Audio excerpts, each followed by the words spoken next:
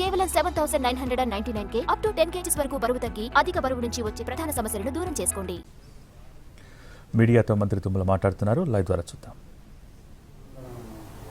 అడుగుతాం.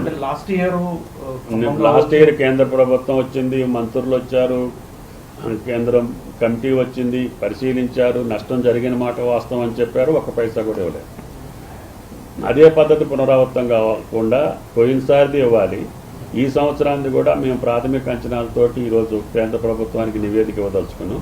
దాన్ని కూడా గమనంలో తీసుకొని కేంద్ర కమిటీని పంపించి వెంటనే అసెస్ చేసి తెలంగాణ రాష్ట్రానికి నష్టపరిహారం పెద్ద ఎత్తున జరిగింది కాబట్టి ఈసారి అది గమనంలోకి తీసుకోమని చెప్పి మా డిమాండ్. మీరేమో ముందు చూపు కేంద్ర ప్రభుత్వానికి ముందు చూపు లేదన్నారు, కానీ తెలంగాణ ప్రభుత్వానికి ముందు చూపు లేకపోవడం వల్ల వాళ్ళ రైతులు రోడ్డు మీదకి ఎక్కారు, కొంతమంది ఆత్మహత్య చేసుకునే పరిస్థితి వచ్చింది. మేము మార్చి నుంచి ఖరీఫ్ ప్లాన్ వేరే ఉంటుంది, రబీ ప్లాన్ వేరే ఉంటుంది.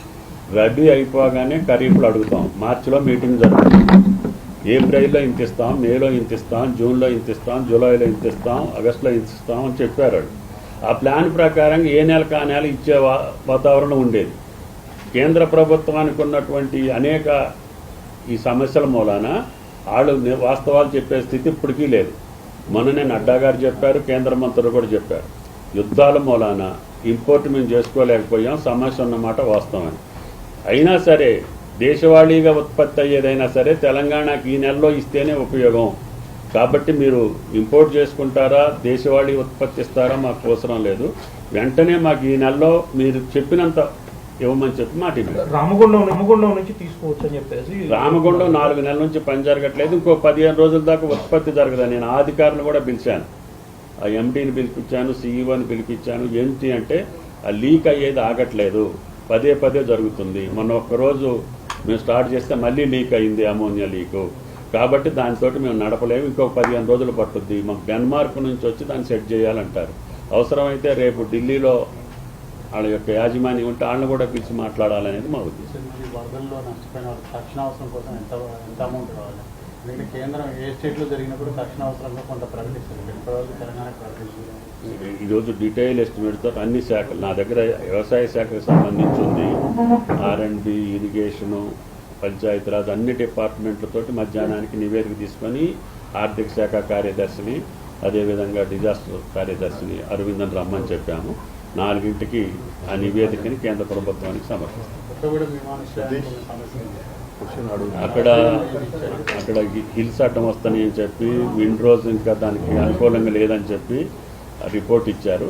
ఈరోజు అది విమానయాన శాఖ మంత్రి రామ్మోహన్ నాయుడు కూడా కలవదలుచుకున్నారు. సార్, గతంలో అప్పుడు ఖమ్మము, భద్రాచలం లాంటి ప్లేస్లలో పెద్ద ఎత్తున విడుదల వచ్చాయి. మరి ఆ ఫండ్ ఇప్పటి వరకు ఎందుకు కేంద్ర ప్రభుత్వం విడుదల చేయలేదు సార్? అప్పుడు అంచనా వేసి అది నువ్వు కేంద్రాన్ని అడగాల్సిన సమస్య, నన్ను అడిగితే మేము పదే డిమాండ్ చేస్తున్నాం. కేంద్ర మంత్రి గారు సాక్షాత్తు వచ్చారు, ఆయన గారు అన్నీ చూశారు, నష్టం జరిగిన మాట వాస్తవం అని చెప్పారు. కేంద్ర కమిటీ వచ్చి అసెస్ చేసింది, ఇంత శాంక్షన్ చేస్తే సముచితమని కూడా చెప్పింది. కేంద్రం ఇవ్వలేదు. ఇవ్వని దాన్ని కూడా మళ్ళీ మేము ఈరోజు డిమాండ్ చేయదలుచుకున్నాం. ఈరోజు GST మీటింగ్ అయిన తర్వాత మేము అడిగేది నడ్డా గారిని ఫస్ట్ ఎరువులకు సంబంధించి, పంట నష్టానికి సంబంధించి హోంమంత్రి గారికి ఇవ్వాలని, అదేవిధంగా క్రూడ్ పామ్ ఆయిల్కి సంబంధించి వ్యవసాయ శాఖ మంత్రిని అడగాలని, అదేవిధంగా ఫైనాన్స్ మినిస్టర్ గారికి ఈ GSTకి సంబంధించి, ఇంపోర్ట్ ట్యాక్స్కి సంబంధించి కూడా ఆర్థిక మంత్రి గారికి విజ్ఞప్తి చేయాలని, మా కొత్తగూడెం అదేవిధంగా ఆదిలాబాద్ విమానాశ్రయాలకు సంబంధించి రామ్మోహన్ నాయుడు గారిని కలవాలని,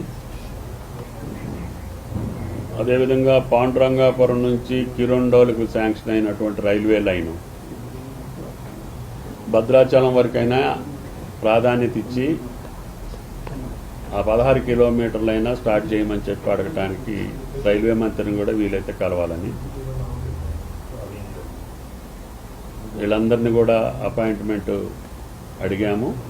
క్యాబినెట్ ముందు కానీ లేకపోతే వీలైతే రేపు అందరినీ కలిసి తెలంగాణ రాష్ట్రానికి సంబంధించినటువంటి ప్రధాన సమస్యలు ఎరువులు, పంట నష్టం, ట్యాక్సేషను, ఇతర సమస్యల మీద